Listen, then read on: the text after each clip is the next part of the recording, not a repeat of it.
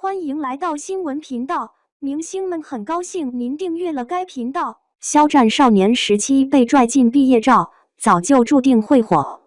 但是有一種人，在你揭開他們出道之前底褲的時候，就會發現，哎呀，原來人家在素人時期就是圈子裡的頂流。最近網上流傳着一組肖戰從小學一直到大學的畢業照。其實這樣的考古材料司空見慣，並不是只有流量小生才會出現青澀的歷史吧？但是肖戰的照片卻讓我大吃一驚，不是因為他帥，因為他的每一幅畫都有種被人所需要的氣質。2004年的魚洞二校小學畢業照片中，穿一件紅衣服的小女孩站中間，笑得很開心的樣子與長大之後沒有太大的變化。初中時在八線中學拍的照片，在後面的位置上站着，齊耳短髮，皮膚黝黑，並不比其他男生差多少。到高中的時候參加美術特長班合照的時候，五官都已經完全發育好了，在人海裡很容易被認出來。但是大學的一張紙就非常厲害了。重慶工商大學廣告3班的畢業照，注意，肖戰是廣告5班的學生，當時他就背着雙肩包，打着雨傘經過了拍攝地點，並且還被廣告3班的同學強行帶入去拍照留念。經過隔壁班級拍攝畢業照的時候，也被強行拉了進去湊人數。你覺得這樣的待遇怎麼樣？這並不是因為受到大家的喜愛才有的，而是全校師生都一致認為他是吉祥物級別的。這張照片之後就被收入到學校的檔案館中去了。在廣告5班的學生們當中，出現了廣告3班的同學的身影，並且成為了學校歷史的一部分。荒誕的團寵體質，並不是用顏值就可以獲得的。有人認為這就是長得很帥吧？直截了當的說，就是很幼稚。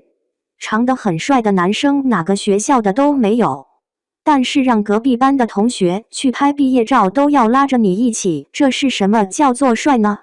我去查了一下他的高中的同學們所發布的消息，有一個同學說，肖戰曾經給同桌買過燒仙草，就是校門口賣的1塊錢一杯的奶茶之類的。但是你知道這些小地方代表的意義是什麼嗎？身高1.8米左右的全校公認的好看男生會主動送你一杯奶茶，放到現在就是校花給學生送外賣。這件事已經足以使全班女同學在宿舍夜談會上把他說成是神了。最誇張的就是他的高中同桌也說肖戰說話溫柔，但是沒有娘氣。這個評價很到位，溫婉而不嬌柔，體貼入微而不過分溺愛。分寸感對於成年人來說很難掌握。接着他就進了大學，擔任了合唱團的聲樂部部長，並且獲得了校園10佳歌手的稱號。在學校的演出中也多次代表學校前往北京參加演出。你認為他是只靠長相來賺錢的花瓶嗎？別人在畫室裡泡的手指都染上了顏料。美術功底是從8歲開始練習的，之後考上了本科學校的廣告設計專業。長得很帥，唱功很好，還會畫圖，人也很好。這樣的人放到任何地方都會起到降維打擊的效果。但是我要說的事情是另外一件事情。你是否考慮過，為什麼肖戰要到24歲才開始自己的演藝生涯呢？如果他真的是天生焦點的話，那麼為什麼沒有被其他流量明星在10幾歲時就被星探發掘呢？答案就在他的一個同學所說的話中。有一個高中的同學說，他們一點都不覺得肖戰會出道是件奇怪的事情，在我們高中時期他就已經很帥了。要注意的是，一點也不奇怪這樣的說法，就是說在他們的觀念裡，肖戰本來就應該站在更大的舞台上。這不是他在大火之後才有的馬後炮的想法，而是在素人時期就有人認為他會出圈。一個普通的重慶男孩，在8歲時就開始學習繪畫了，在高中時期就是一名美術生，在大學畢業之後選擇了設計專業，並且在畢業之後老老實實的去做設計師的工作。如果不是因為參加了一檔選秀節目的話，那麼現在的他也許還正在某家設計公司裡繪製 logo。但是大家都知道他不應該被關在這樣的一個小房間裡，於是就產生了一個很扎心的問題：有人生來就是人群中的焦點，和努力沒有關係，和運氣也沒有關係，跟你想要火不火也沒有任何關係。他在那兒的時候，人們就會圍上去。他的高中同學說他是一個性情溫和、溫文爾雅的人。大學合唱團的同學們都說他情商高，會給受到遊戲處罰的女孩們打圓場，還會耐心地拿着夾子等着女孩們把頭髮弄好。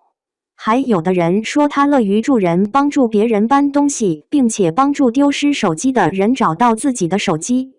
把這些細節放在一起看的話，拼出來的是一個明星人設的樣子，並不是這樣，在素人的階段就把自己當作是受歡迎的人了。2026年7月23日，台灣的粉絲們特意來到青島，就是為了走他在拍攝《十日忠煙》的時候所走過的路。同一天，肖戰《十日忠煙》路透肌肉上熱搜了。7月24日，《射鵰英雄傳俠之大者》由他主演，在全網收視率突破了 2.36%， 並登上了榜首的位置。同一天裡，他就獲得了2026亞洲藝術電影節金海燕獎的最佳男主角。20年前在重慶街頭吃辣油的小男孩，20年之後因為想要定居青島而讓台灣粉絲為之動容。這並不是逆襲，而是被看見之後的一種遲來的回報。那麼我們來回答一下開頭提出的問題：在少年時期的時候，肖戰到底有多麼討人喜歡呢？我給出的答案就是，因為這個人很討人喜歡，所以身邊的人根本不用理由就可以喜歡上他。